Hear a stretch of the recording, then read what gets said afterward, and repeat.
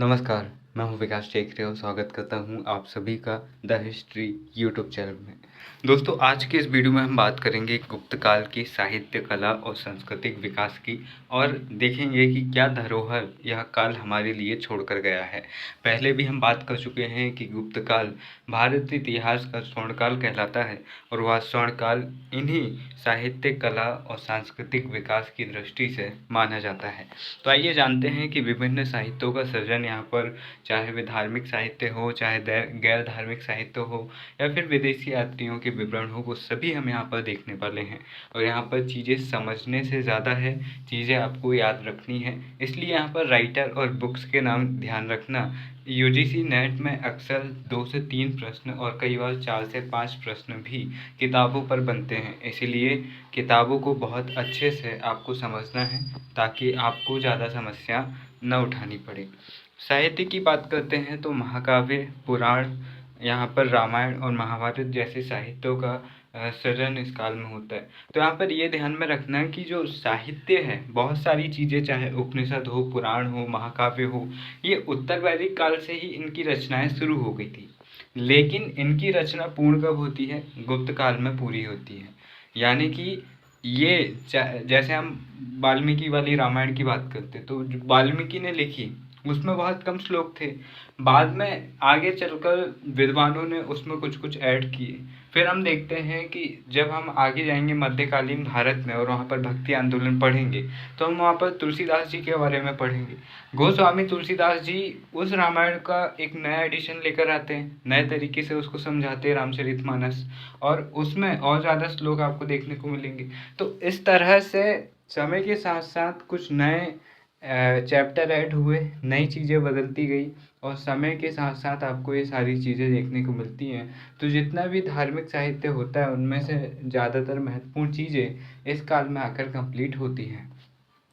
महाकाव्य, पुराण, रामायण, महाभारत जैसे महाकाव्य आते हैं। रामायण की बात करें तो जो शुरुआती रामायण थी, जो मूल रामायण है, उसके रचयिता है वाल्मीकि। अब शुरुआत में जो वाल्मीकि जी ने जो रामायण लिखी उसमें कितने श्लोक थे? 6000 श्लोक थे। लेकिन वर्तमान समय में कितने श्लोक हैं? 24,000 श्लोक हैं। मतलब कितना? 6 चौक 24 होता है, मतलब 4 गुना 4 टाइम यहाँ पर बढ़ोतरी हो गई। तो जो 24,000 श्लोक कंप्लीट हुए वो गुप्त काल में होते हैं। मतलब कि रामायण का जो वर्तमान स्वरूप हम देखते हैं वो गुप्त काल में आकर कंप्लीट हुआ। 24,000 श्लोक होने के कारण चतुर्विंशति, संस्कृत में 24 को ये कहते हैं, चतुर्विंशति सहस्त्रिका मतलब 1000, मतलब 24,000 संहिता, ये इसका संस्कृत में नाम है। शुरुआत में श्लोक 6000 श्लोक थे जो कि मूल रामायण वाल्मीकि जी द्वारा लिखी गई। 6000 से फिर 12,000 हुए और 12,000 से फिर गुप्त काल में, मतलब 400 एडी में, 400 एडी बोले तो आज के 2000 से 400 माइनस कर दो तो आज से 1600 साल पहले मूल रामायण कंप्लीट होती है 24,000 श्लोक के साथ में। रामायण के 7 कांडों की बात करें तो बाल कांड, जहाँ पर भगवान राम और उनके भाइयों का जन्म होता है, उनके बचपन को दिखाया जाता है। फिर अयोध्या कांड, उनके जो राज्य है उसके बारे में। फिर अरण्य कांड, वे अपने गुरु के साथ में जंगल जाते हैं राक्षसों का संहार करने के लिए। फिर किष्किंधा जाते हैं, किष्किंधा। फिर सुंदर कांड होता है, विवाह वगैरह। फिर लंका कांड होता है, लंका कांड सबसे बड़ा कांड है, यहाँ पर रावण की हत्या करते हैं। फिर उत्तर कांड होता है। तो जो बाल कांड है और जो उत्तर कांड है ये बाद में जोड़े गए। अब आप यहाँ पर कंफ्यूज मत होना, आप सोचोगे कि बाल कांड तो पहले नंबर पर आ रहा है तो ये बाद में कैसे जोड़ा जा सकता है। मतलब कि जो मूल रामायण रही होगी उसमें बाल कांड का कोई जिक्र ही नहीं रहा होगा। उसमें सीधे कहानी ऐसे शुरू हुई रही होगी कि एक राजा हैं, उनकी ऐसे शादी हुई, वो राक्षसों को मारने के लिए गए, फिर उनकी पत्नी का हरण हुआ, फिर उन्होंने उस रावण का वध करके अपनी पत्नी को छुड़ाया, वापस लाया, फिर एक आदर्श राज्य की स्थापना की। इस तरह से विवरण आपको मिलेगा। लेकिन आगे के समय में जाकर लोगों ने सोचा कि भाई इतने प्रतापी राजा हैं तो उनके बचपन के बारे में भी बताया जाए, उनके बचपन से पहले की जो कहानियाँ हैं वो भी बताया जाए कि उनके जन्म से जुड़ी क्या किंवदंतियाँ हैं, क्या कथाएँ हैं, वो सारी इसमें ऐड की गई। फिर उसमें ये भी बताया गया कि उन्होंने लंका जीत कर आ गए अपनी पत्नी को वापस ले आए। अब उनके बच्चे होंगे तो उनकी क्या स्टोरी रहेगी, उसके बाद क्या हुआ, तो ये सारी चीज़ें बाद के समय में जोड़ी गई। रामायण में शक, यवन और पहलवों का भी हमें उल्लेख मिलता है। अब ये पहलव उत्तर भारत के जो पश्चिमी क्षेत्र हैं उधर के विदेशी शासक हैं जो कि भारत की भूमि में इन्होंने शासन किया। महाभारत से भी प्राचीन महाकाव्य रामायण को माना जाता है और गुप्त काल तक यह पूर्ण होती है, यानी कि वर्तमान स्वरूप इसका गुप्त काल में जाकर कंप्लीट होता है। अब इसके बाद में आप महाभारत को देखिए। महाभारत, इसके संकलनकर्ता कौन है? वेद व्यास जी। अब महाभारत जो घटना पर आधारित है, अब उसके प्रमाण पूरे तौर से हमें मिलते नहीं हैं कि वो वास्तविक में वैसे ही हुआ हो जैसा किताबों में देखने को मिलता है, लेकिन इस ग्रंथ, इस महाकाव्य को लिखा, संकलित किया वेद व्यास जी ने। और ये रामायण और महाभारत वगैरह जो है ये संकलित ग्रंथ है, मतलब कि इनकी मूल रचना नहीं है। जनश्रुतियाँ चली आ रही थी, जैसे वेद है, वेद कहते हैं कि वेद व्यास जी ने लिखे हैं। लिखे शब्द को यूज़ नहीं करते, संकलित किए ये शब्द यूज़ करते हैं।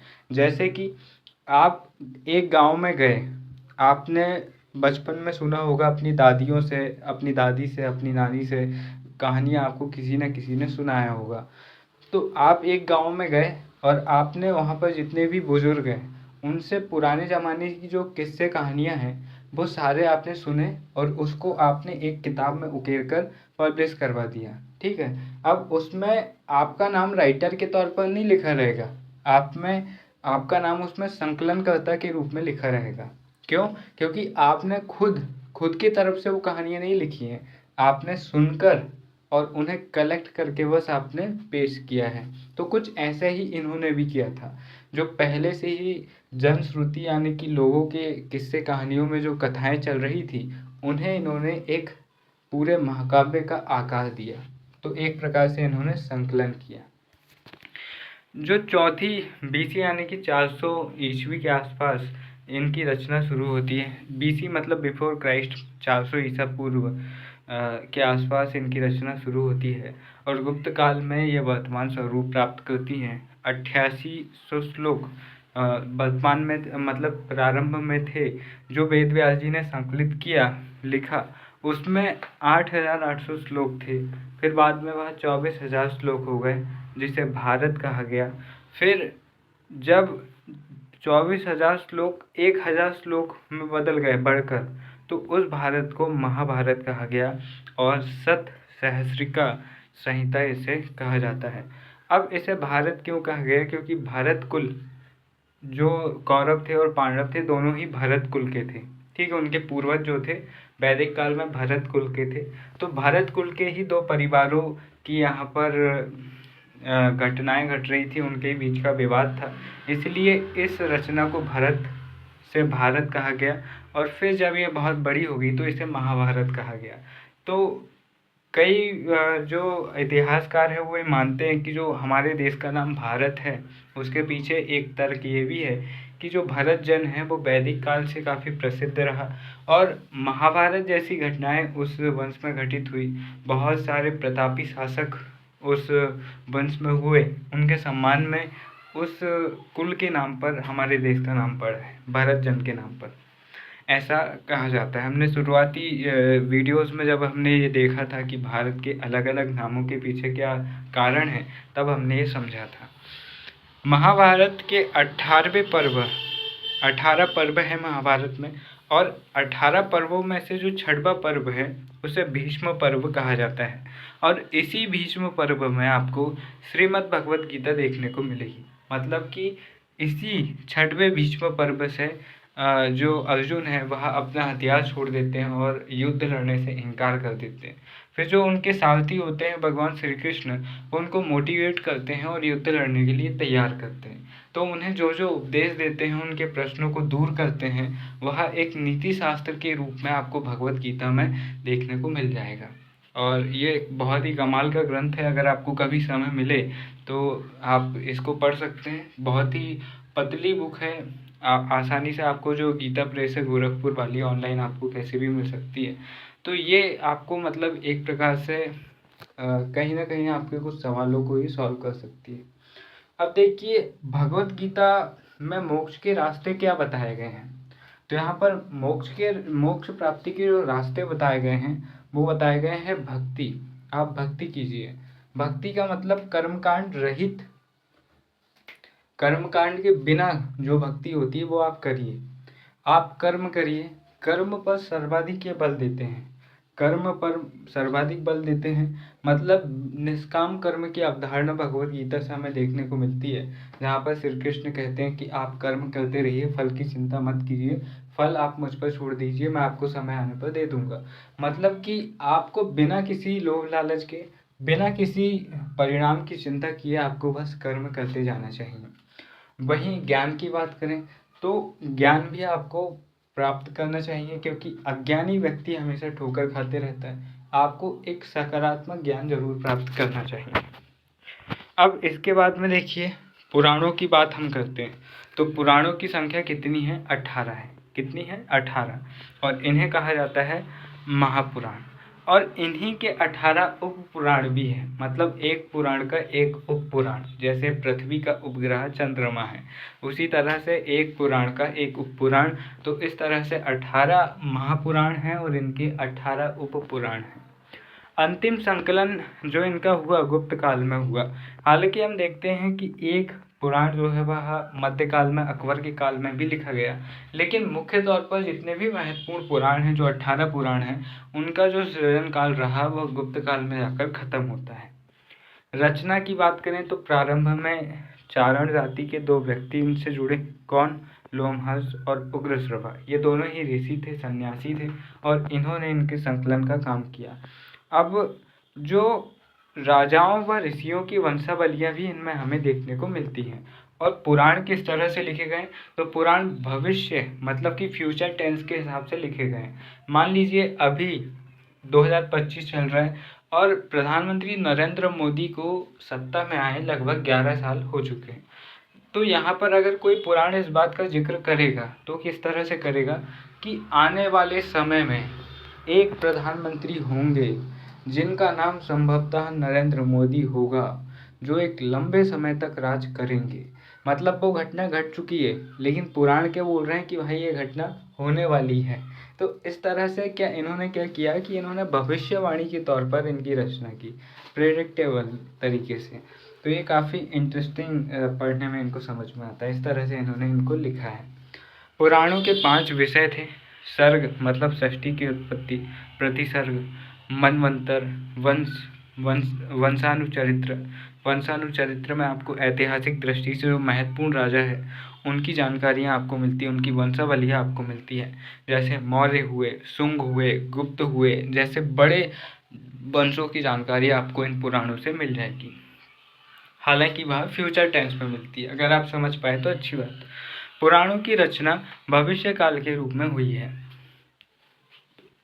स्मृतियाँ की बात करते हैं। स्मृतियाँ क्या होती हैं? तो जो धर्म सूत्र ये कहलाते हैं, मतलब जो धर्म ग्रंथ हैं हमारे, धर्म सूत्र पर आधारित होते हैं। ये गद्य एवं पद्य में रचित होते हैं और सामाजिक धार्मिक कानूनों का इनमें समावेश होता है। मतलब कि जो हमारी धार्मिक व्यवस्थाएं उनको कैसे नियंत्रित किया जाए, तो जो विद्वान होते हैं वो उन पर अपने अपने कानून प्रस्तुत करते हैं। अब प्राचीनतम स्मृति की बात करें, जो सबसे प्राचीन है, तो वो है मनुस्मृति। इसकी रचना जो हुई थी वह 200 ईसा पूर्व से लेकर 200 ईस्वी तक हुई। मौर्योत्तर काल की ये रचना है। अब यहाँ पर आप ये सोच सकते हैं कि मनु इतने साल जिंदा रहा क्या? नहीं। तो मनु ने मूल रचना दी होगी, उसके बाद समय के साथ साथ उसमें और चीज़ें ऐड होती गई, और फिर 200 ईस्वी मतलब दूसरी शताब्दी में जाकर ये ग्रंथ कंप्लीट होता है। अब दूसरी सबसे प्राचीन स्मृति की बात करें तो वो है याज्ञवल्क्य स्मृति। मतलब पहली प्राचीन स्मृति है मनुस्मृति और दूसरी प्राचीन स्मृति है याज्ञवल्क्य स्मृति। और इसका जो रचना काल है वो है 100 AD से 300 AD। मतलब कि पहली शताब्दी से तीसरी शताब्दी तक ये इसकी रचना हुई, और ये भी मौर्योत्तर काल की रचना है। मौर्य काल की रचना नहीं है, ध्यान रखना। मौर्योत्तर काल यानी कि मौर्य वंश के पतन के बाद जो छोटे छोटे राजवंश उत्पन्न होते हैं और हम देखते हैं कि आर्थिक समृद्धि का काल होता है और शूद्रों और दासों की स्थिति बहुत ज़्यादा बेहतर हो जाती है, तो उनसे चिढ़ने के चक्कर में मनु जैसे जो विधि वेदता है, याज्ञवल्क्य वगैरह हैं, ये बहुत ही कठोर कानून बनाने का काम करते हैं। अब गुप्त काल में बात करें तो नारद स्मृति, बृहस्पति स्मृति, कात्यायन स्मृति, पराशर स्मृति, विष्णु स्मृति जैसी स्मृतियां आपको देखने को मिलेंगी। धर्मशास्त्र की बात करें तो धर्म सूत्र और स्मृतियां और स्मृतियों पर टीकाएं, ये सब मिलकर के कहलाते हैं धर्मशास्त्र। धर्मशास्त्र क्या होता है? जैसे आपने कानून शास्त्र देखा, मतलब अगर आपको कानून की जानकारी चाहिए तो भारतीय संविधान पढ़ो।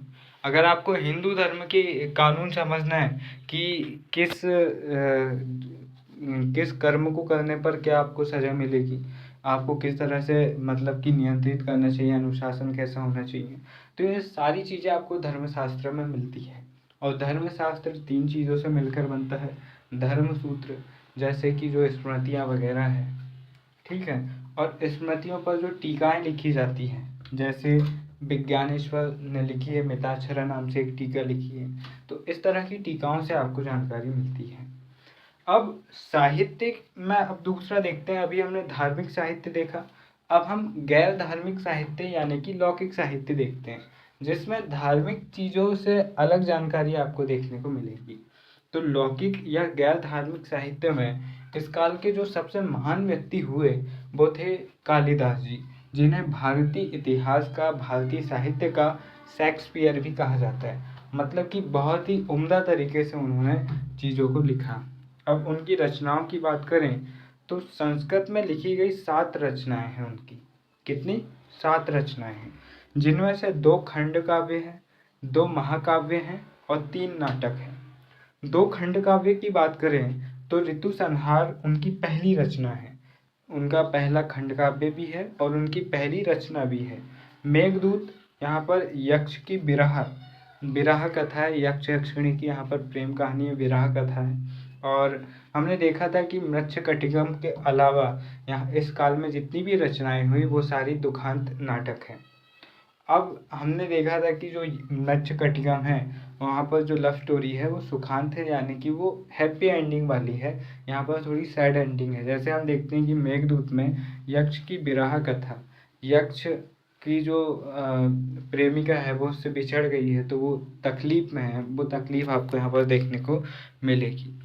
महाकाव्य की बात करें तो कुमार संभवा और रघुवंश, ये 2 महाकाव्य आपको देखने को मिलते हैं। नाटक की बात करें तो मालविकाग्निमित्रम।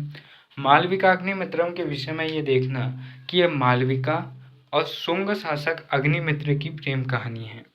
विक्रमोर्वशीयम, विक्रमादित्य से जुड़ी, और अभिज्ञान शकुंतलम, ये भी एक लव स्टोरी है जहाँ पर आपको शकुंतला और उनका नाम मैं भूल गया, 1 मिनट मैं आपको सर्च करके बताता हूँ। तो यहाँ पर ये अभिज्ञान शकुंतलम की ये स्टोरी भी आप यहाँ पर देख सकते हो, जो मैंने बड़ी मेहनत से ढूंढ ली। तो यहाँ पर देखो, अभिज्ञान शकुंतलम जो है वो महाकवि कालिदास द्वारा रचित एक प्रसिद्ध संस्कृत नाटक है, और यह संस्कृत नाटक राजा दुष्यंत और शकुंतला की प्रेम कहानी पर आधारित है। राजा दुष्यंत एक शिकार यात्रा के दौरान कण्व ऋषि के आश्रम में पहुंचते हैं, जहां उनकी मुलाकात शकुंतला से होती है। शकुंतला कण्व ऋषि की पालिका पुत्री होती है, मतलब कि गोद ली हुई पुत्री होती है। राजा दुष्यंत और शकुंतला एक दूसरे से प्रेम करने लगते हैं और गंधर्व विवाह यानी कि लव मैरिज कर लेते हैं। जब राजा दुष्यंत अपने राज्य को वापस जाते हैं तो वे शकुंतला को अपने साथ नहीं ले जा पाते, कोई कारण होता है। वे शकुंतला को एक अंगूठी देते हैं और कहते हैं कि जब वह अंगूठी देखेंगे तो उन्हें शकुंतला का स्मरण हो जाएगा और वे उसे पहचान लेंगे। लेकिन शकुंतला राजा दुष्यंत के बच्चे की माँ बनने वाली होती है। जब वह राजा दुष्यंत के पास जाती है तो राजा उसे पहचान नहीं पाते। क्यों? क्योंकि शकुंतला अंगूठी खो देती है। बाद में जब अंगूठी मिलती है तो राजा दुष्यंत को अपनी भूल का एहसास होता है और वे शकुंतला को अपनी पत्नी के रूप में स्वीकार करते हैं। और शकुंतला, अभिज्ञान शकुंतला में नाटक में प्रेम, विरह और पुनर्मिलन की भावनाएं बहुत ही सुंदर तरीके से दर्शाई गई है। अब यहाँ पर आप कहेंगे कि ये तो सुखांत नाटक हुआ, लेकिन आपको यहाँ पर बिरहा भी आपको यहाँ पर देखने को मिल रही है, जबकि मत्स्यकटिकम में आपको बिरहा देखने को नहीं मिलती है। तो राजा दुष्यंत और शकुंतला के जो पुत्र होते हैं वे, उनका नाम भरत होता है और आगे चलकर वे भरत चक्रवर्ती बनते हैं और कहते हैं साहित्यिक आधार पर कि भारत में जो आज का भारत का क्षेत्रफल है, जो अखंड भारत है, वो पूरे क्षेत्र में वे शासन करते हैं, मतलब पूरे संपूर्ण भारत पर राज करते हैं, जिसके चलते जो भरत चक्रवर्ती है उनके नाम पर ही भारत का नाम भारत पड़ा। ये भी एक थ्योरी चलती है।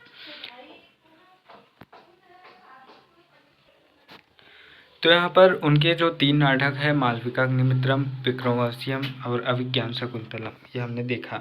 अब इसके बाद में देखिए ऋतु संहार की बात करें तो जो एक खंड काव्य है और उनकी पहली रचना है, इसमें 6 सर्ग है, मतलब 6 अंश या 6 भाग आप कह सकते हैं। और जो ऋतुओं का वर्णन साहित्यिक दृष्टि से यहाँ पर किया गया है।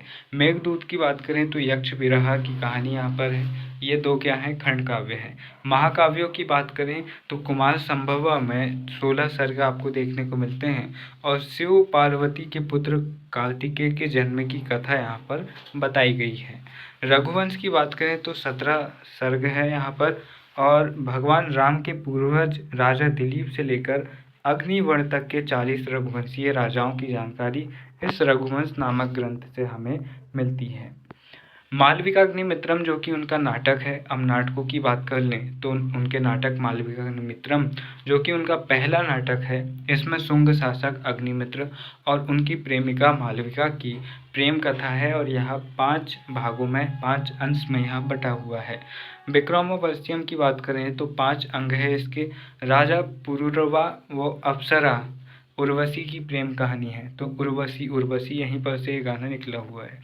अभिज्ञान शकुंतलम की बात करें तो यह उनकी सबसे सर्वश्रेष्ठ रचना मानी जाती है, तो कालिदास जी की, और 7 अंग यानी कि 7 अध्याय इसमें आप कह सकते हैं।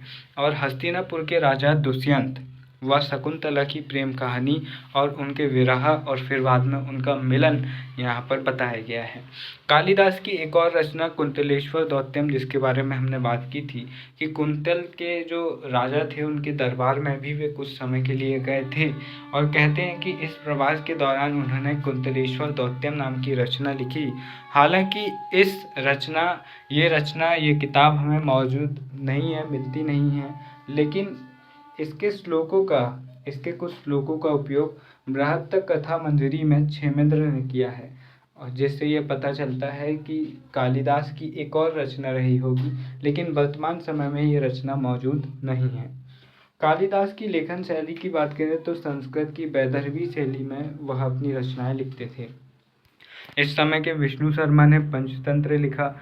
शूद्रक ने मृच्छकटिकम, और मृच्छकटिकम के विषय में याद रखना एकमात्र सुखांत नाटक है इस काल का। विशाख दत्त की बात करें तो देवी चंद्रगुप्तम में क्या है, तो जो समुद्रगुप्त के बड़े बेटे होते हैं रामगुप्त, उनकी पत्नी होती है ध्रुव देवी। जब रामगुप्त कुछ कर नहीं पाते, मतलब कि वह अपनी पत्नी की रक्षा नहीं कर पाते, अपने राज्य को नहीं संभाल पाते, तो उनका छोटा भाई चंद्रगुप्त सेकंड या विक्रमादित्य अपने बड़े भाई को साइड कर देते हैं और न केवल राज्य लेते हैं, साथ ही साथ भाभी को भी ले लेते हैं और दोनों शादी कर लेते हैं। तो जो चंद्रगुप्त और ध्रुव देवी की प्रेम कहानी है वो आपको यहाँ पर देवी चंद्रगुप्तम में देखने को मिलेगी। मुद्रा राक्षस भी एक महत्वपूर्ण इनकी रचना है। वात्स्यायन की बात करें तो कामसूत्र इन्होंने लिखा। तो कामसूत्र की बात करें तो यह एक नीति शास्त्र ग्रंथ है, जहाँ पर आपको नीति शास्त्र मिलेगा, सामाजिक स्थिति की जानकारी मिलेगी आपको इस काल की, और साथ ही साथ आपको यौन संबंध, यौन शिक्षा आपको यहाँ पर से मिलेगी। जब आप कभी आपका जाना हो, खजुराहो के मंदिर आपको देखने को मिलेंगे, तो खजुराहो के मंदिरों में भी यौन शिक्षाएं आपको दी गई हैं कि क्या पोजीशन होनी चाहिए और किस तरह से आपको यौन संबंध बनाने चाहिए। तो कह सकते हैं कि आज जितने हम लिबरल नहीं है या फिर जितने आज हम खुले विचारों वाले नहीं हैं, उससे कहीं ज़्यादा इस काल के लोग थे। चंद्र गोमिन की बात करें तो चंद्र गोमिन व्याकरण इन्होंने लिखा। सिंह सहन ने न्याय अवतार लिखा। तो ऐसे ग्रंथ पूछे जाते हैं जिनके नाम से उनके राइटर का जल्दी से पता नहीं चलता, जैसे सिंहसेन की रचना न्याय अवतार है। ऐसे ग्रंथ अक्सर पूछे जाते हैं। अब इसके बाद में देखिए, भारवी ने, जो भारवी हैं, उन्होंने किरात जोनियम लिखा है, किरात जोनियम लिखा है। और दंडिन ने 10 कुमार चरित लिखा है और काव्यदश लिखा है। स्वयंभू ने पौम चरित्र, जो कि अपभ्रंश भाषा में लिखी गई राम कथा है। और पौम चरित्र प्रश्न के रूप में पूछी जा चुकी है। सही जोड़ी में बहुत सारे ग्रंथ और उनके राइटर के नाम पूछे जाते हैं और फिर पूछा जाता है कि बताइए कौन किसका राइटर है। भट्टी ने लिखा है रावण वध, या भट्टी काव्य भी इसे कहा जाता है।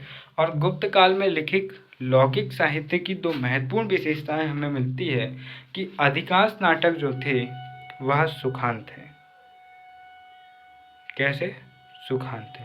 अपवाद जो शूद्रक का मृच्छकटिकम है वह, मतलब कि मैं उल्टी गंगा बहा रहा था, इसके लिए मैं माफी चाहता हूँ। जो मृच्छकटिकम है,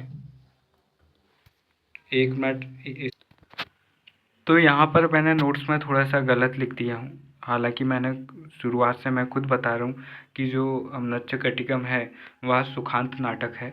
इसके अलावा जितनी भी रचनाएं आपको गुप्त काल में दिखेगी उनमें आपको बिरहा वर्णन आपको देखने को मिलेगा। तो यहाँ पर आप इसमें भी पढ़ सकते हैं कि मृच्छकटिकम नाटक शूद्रक द्वारा रचित एक प्रसिद्ध संस्कृत नाटक है और यह एक सुखांत नाटक है। इस नाटक में चारुदत्त, जो कि एक गरीब ब्राह्मण होता है, और बसंत सेना एक वैश्या होती है, इन दोनों के बीच में प्रेम कहानी को दर्शाया गया है। और नाटक की कहानी में कई उतार चढ़ाव आते हैं, लेकिन आखिर में दोनों का प्रेम सफल हो जाता है और दोनों एक अच्छी ज़िंदगी जीने लगते हैं। अब इस काल की जो सामाजिक स्थिति है उसमें यहाँ पर टिप्पणी करता है और उस समय की जानकारी भी यहाँ पर देता है। तो अगर आप इस वीडियो को देख रहे हैं तो आप इस नोट्स को सुधार सकते हैं कि अधिकांश नाटक किस समय के जो लिखे गए वो दुखांत लिखे गए। कैसे दुखांत? अपवाद जो शूद्रक का मृच्छकटिकम है वह सुखांत नाटक है। ठीक है, तो यहाँ पर ये सुखांत को आप दुखांत कर लीजिएगा। इस काल में नाटकों में पुरुष पात्रों के संवाद संस्कृत भाषा में, जबकि महिलाओं और शूद्रों के संवाद आपको प्राकृत भाषा में मिलेंगे। तो इससे आपको वर्ण भेद भी आपको इस यहाँ पर से आप समझ सकते हैं। ये सारी चीज़ें अभी हमने देखी कि गुप्त काल में आपको कला के क्षेत्र में प्राचीन भारत का स्वर्णकाल माना जाता है। साहित्य, धार्मिक, लौकिक साहित्य लिखा गया। कला की बात करें तो मंदिर निर्माण कला, मूर्ति कला, चित्रकला। विज्ञान तकनीक की बात करें तो गणित, ज्योतिष। दर्शन की बात करें तो षड दर्शन इस काल में बने। धातु निर्माण कला की बात करें, साहित्य में आपको महाकाव्य में रामायण देखने को मिलता है, आपको महाभारत आपको देखने को मिलेगा। बहुत सारी चीज़ें आपको गुप्त काल की देन है। भारत जो दुनिया का सबसे बड़ा महाकाव्य है महाभारत, वो इस काल में लिखा गया। तो यहाँ पर ये गुप्त काल जो है वो न केवल एक ऐतिहासिक दृष्टि से बल्कि गौरव की दृष्टि से भी ये बहुत ज़्यादा महत्वपूर्ण है कि इस काल ने हमें वो दिया जो भारतीय इतिहास के अन्य हिस्से से हमें नहीं मिलता है। क्योंकि बड़ी बड़ी इमारतें बनाने वाला काल चाहे भले ही आपको एक समय तक याद रहे, लेकिन एक अच्छा साहित्य देने वाला जो काल रहता है वो एक अच्छे समाज को भी निर्माण करता है। तो यहाँ पर ये वीडियो होता है समाप्त। वीडियो के आखिर में बस इतना ही कहना चाहूँगा। विलियम फीदर कहते हैं, धन संपदा, ऊर्जा और नए विचारों की दिशा में बहती है। अगर आपके पास में नए विचार हैं, आप कुछ नया कर सकते हैं, तो सम्मान, धन, संपदा सब आपके तरफ होंगे। अगर आप उसी ढर्रे पर चलते हैं जिस ढर्रे पर दुनिया चल रही है, तो आपको भी वही मिलेगा जो दुनिया को मिल रहा है। फिर मिलेंगे अपने किसी और वीडियो में, तब तक के लिए नमस्कार, जय हिंद।